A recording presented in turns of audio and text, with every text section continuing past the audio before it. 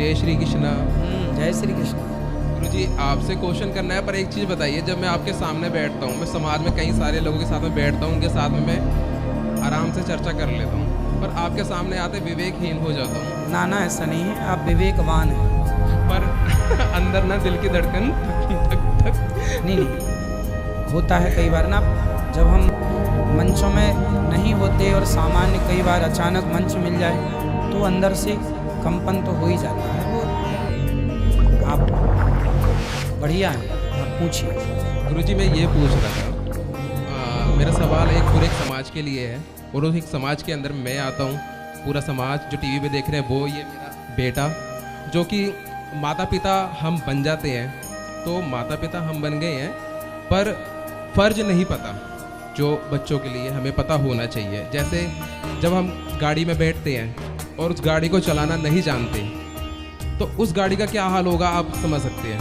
उसी तरीके से हम शादी कर लेते हैं, माता पिता देखते हैं उम्र हो रही है, करा देते हैं, नहीं पता कि गृहस्थी का पहले समझाते नहीं है कि गृहस्थी कैसे चलानी चाहिए, और फिर मार पिटाइयाँ, लड़ाई झगड़े, तलाक, ये सब चीज़ें होती हैं। उसी तरीके से हमारे घर में बच्चे हो जाते हैं और उनके भविष्य के बारे में नहीं पता होता कि कैसे उनका भविष्य बनाए, और फिर वो भविष्य बिगड़ता है और वो हमारी उम्मीदों पे खड़े नहीं उतर पाते, और हमें लगता है कि हमारे बच्चे नालायक निकल गए, जिसमें कमी हमारी ही होती है।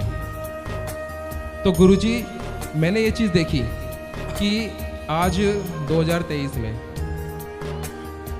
तो ऋषियों ने जो कहा, मुनियों ने जो कहा, संतों ने जो कहा, हमारे शास्त्रों ने, हमारे वेदों ने जो सब कुछ कहा, उनके अंदर में अपूर्व ज्ञान है कि जो मनुष्य को मनुष्य बनाता है, उन्हें वो ज्ञान है। पर आज वो ज्ञान दबता चला गया। हमारे स्कूलों के अंदर हमने बच्चों को भेजा, 10-10, 12-12 साल भेजा, और पूरे का पूरा खर्चा भी उनका माता पिता ने ना जाने कैसे कैसे करके उनकी फीसें भरी। पर बच्चों के अंदर में आया क्या, जो देखा जाता है वो नशों के आदी हो जाती है, उनको माता पिता के साथ में अच्छा व्यवहार नहीं आता, उनके अंदर नाना तरह के दुराचार जैसे किस्म के उनके अंदर आचरण है। तो हमारी शिक्षा ने हमें ये सब चीज़ें दी जो आज जो मिल रही है स्कूल के अंदर। तो मैं अपने बच्चे के भविष्य को लेकर के ये चिंतित हूँ कि आज के समाज के अंदर में हम तो बहुत बेकार से बेकार माहौल में रह करके हम बड़े हैं, और आज आपके सामने खड़े हुए हैं, क्योंकि भगवान जी की कृपा ना जब तक ना हो तो गुरुजी नहीं मिलते, तो उनकी कृपा तो मुझे तो आप मिल गए। पर आने वाले कुछ समय के बाद में जो हमारी जनसंख्या है, हमारे जो बच्चे हैं, अब मुझे ये बताइए, अगर उन प्राइवेट स्कूल में भेजते रहेंगे तो उनके अंदर में वहाँ से वो शिक्षा उनको नहीं मिल रही है। संतों से गुरुजी के चरणों में बैठ के तो मिलती है, पर वो स्कूल के अंदर में अगर 100 बच्चे क्लास के अंदर है, 50 बच्चे हैं, एक हमारा बच्चा हम उनको संस्कार घर पे दे रहे हैं, और उसके 8-8 घंटे बाहर स्कूल में बीत रहे हैं, और वहाँ से वो गंदी गंदी चीज़ें सीख रहे हैं। ऐसे में हम कैसे उनको अच्छा बनाएं, ये बताइए। क्योंकि एक बात और मैं कहना चाहूँगा इस पर आपको, कि हमारे धर्म के अंदर में सच में इतनी ताकत है। मैं चाहता हूँ कि हमारा पूरा हिंदुस्तान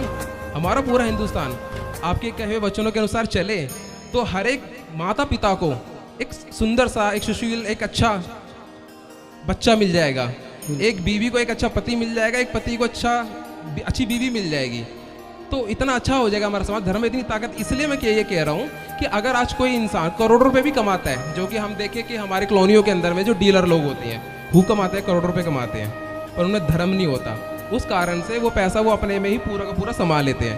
पर जब जहाँ पे धर्म होता है, जैसे आप धार्मिक हैं, तो वो पैसा कितने अच्छे अच्छे कर्मों में यहाँ पे लग रहा है। आप कमाते हैं या आपके पास में जब धन आता है, वो इतना अच्छे अच्छे कार्य होते हैं उस पैसे से, तो ये सब धार्मिक इंसान कर सकता है। लोग करोड़ों अरबों रुपए कमा रहे हैं, तो कभी छोटा सा भंडारा नहीं देखा हमने उनके घर ऑफिस के आगे में। पर आप लोग धार्मिक हैं, तो धार्मिक इंसान कितना कुछ अच्छा करता है, कितना मतलब लगता है वो मनुष्य कहलाने के लायक है। तो धर्म में इतनी ताकत है, तो ये शिक्षा हमारे बच्चों तक कैसे मिले कि जैसे 8 घंटे स्कूल में मिल रही है। चिंता ना करिए, आपके बच्चे कितनी भी देर स्कूल में गुजारें, सत्संग के बारे में लिखा है, 1 घड़ी आधे की पुनियाद, तुलसी चर्चा राम की हरहि कोटि अपराध। कितना भी बड़ा कुसंग हो, कई सालों से किसी कमरे में अंधकार हो, किसी गुफा में कई करोड़ों वर्षों से अंधकार हो, और आप एक जरा सा दीपक जला दीजिए, तो अंधकार ये नहीं कहेगा कि मैं तो यहाँ करोड़ों साल से रह रहा हूँ, मैं नहीं जाऊँगा। दीपक जलाते ही सारा अंधकार समाप्त हो जाएगा। कुसंग का अंधकार जरा से सत्संग से ही सारा नष्ट हो जाएगा। इसलिए सत्संग थोड़ा ही सही बस बना रहे तो कुसंग जीवन में आएगा, पर वो प्रभावशाली नहीं होगा। जैसे हमारे देश में कुछ ऐसे हमारे सरकार के द्वारा बंदोबस्त होते हैं कि यदि किसी सेना ने, किसी अन्य देश ने हमारे पर अटैक किया, मिसाइल फेंकी, तो हमारे पास ऐसे सॉफ्टवेयर, ऐसी चीज़ें हैं कि उसकी मिसाइल को हम रास्ते पर ही ख़त्म कर सकते हैं। तो बस यही है कि कुसंग यदि हमारी तरफ बढ़ रहा है तो हमारे जीवन में सत्संग इतना प्रभावशाली होता है कि बढ़ते हुए कुसंग को रास्ते में ही समाप्त कर देता है। सत्संग का प्रभाव होता है। सत्संग पर्याप्त है जरा सा।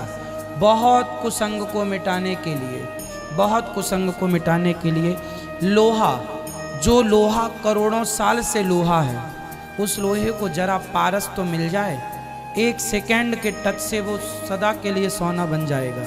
यही है सारी जिंदगी कुसंग में रहने वाला व्यक्ति। ऐसे कितने लोग यहाँ बैठे हैं जो सारी जिंदगी कुसंग में रहे पर एक दिन की कथा में सुधर गए, एक दिन की कथा ने पूरा जीवन बदल दिया। ऐसे कितने लोग यहाँ होंगे। गुरुजी कुछ कहना चाह रहे थे? मैं ये कहना चाह रहा हूँ कि अपने समाज के अंदर में मैंने जब से आज मैं 29 साल का हो गया, मैंने देखा हमारे समाज के अंदर में सही में अगर हमारे समाज को कोई अच्छी दिशा दिखा रहा है तो हमारे सनातनी गुरु। और ये जो अच्छी दिशा आप लोगों ने दिखाई है ना, इससे पता है कि कई लोगों ने दारू पीना छोड़ दी तो दारू की कंपनियों को नुकसान हो गए, कईयों ने मांस खाना छोड़ दिया तो मांस काटने वालों को नुकसान हो गया, तो कईयों ने आपकी 2.5 घंटे जो कथा देखी है, सनातनी गुरुओं को देखी है, तो न्यूज़ देखना बंद कर दी, तो डिप्रेशन उनको कम हो गया, तो डॉक्टर के पास नहीं जा रहे। न्यूज़ वाले परेशान है कि हमारा TRP नहीं बढ़ रहा क्योंकि 2.5-3 घंटे कथाएं चल रही हैं। सही है, तो सब सही है, ये बिल्कुल सही बात है।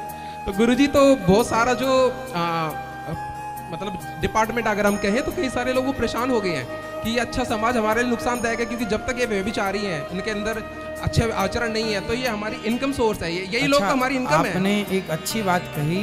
एक बात आपको देखो, इनके माध्यम से मैं बताऊं, इस बात के द्वारा मुझे बात प्रकट हो गई कि समाज में बिगड़ी हुई समाज का कुछ लोगों को बहुत फायदा मिलता है। यदि आप बिगड़ जाएंगे, शराबी बन जाएंगे, मांसाहारी बन जाएंगे, गलत हो जाएंगे, तो आपके गलत होने से किसी को बहुत फायदा हो सकता है, लेकिन आपके अच्छे होने से सिर्फ आपका फायदा है और किसी का नहीं। आपके बुरे होने से, जैसे इन्होंने अभी नाम गिनाए किन किन को, शराब ना पीने से शराब कंपनियों को, मांस ना खाने से मांस को, और तीसरा भी नाम, चौथा भी नाम हो सकता है।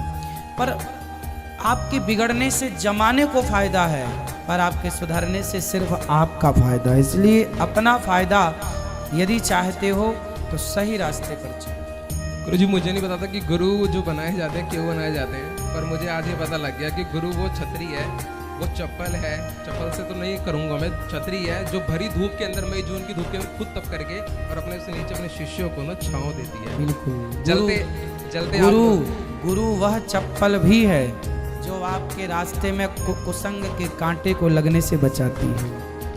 आज गुरुजी आपके मार्गदर्शनों से मतलब जीवन इतना अच्छा हो गया है कि कोई तो खर्चा नहीं है, कुछ गंदे आचरण नहीं है जिससे मेरा 10 रुपये भी व्यर्थ में जाए। आज मैं जो भी कमाता हूँ अपनी फैमिली को वृंदावन के ला करके बाकी वीर जी के, अपने गुरु जी के दर्शन कराता हूँ। आज मेरा जो धन है वो बहुत अच्छे कामों में लग रहा है और मुझे बड़ी खुशी है। खुश आपको कोटि धन्यवाद गुरु जी, कोटि कोटि प्रसन्न रहिए।